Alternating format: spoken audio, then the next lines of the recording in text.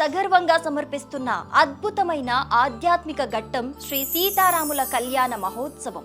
Hyderabad RTC cross roads లో మార్చి 27 సాయంత్రం 5 గంటలకి 108 మంది అర్చకుల వేద మంత్రాల మధ్య కన్నుల పండుగ కళ్యాణం. అలాగే ఒకే చోట కూర్చుని 1 కోటికి పైగా రామనామాలను రాస్తూ సరికొత్త రికార్డ్. ఈ చరిత్రలో మీరు భాగమవ్వండి.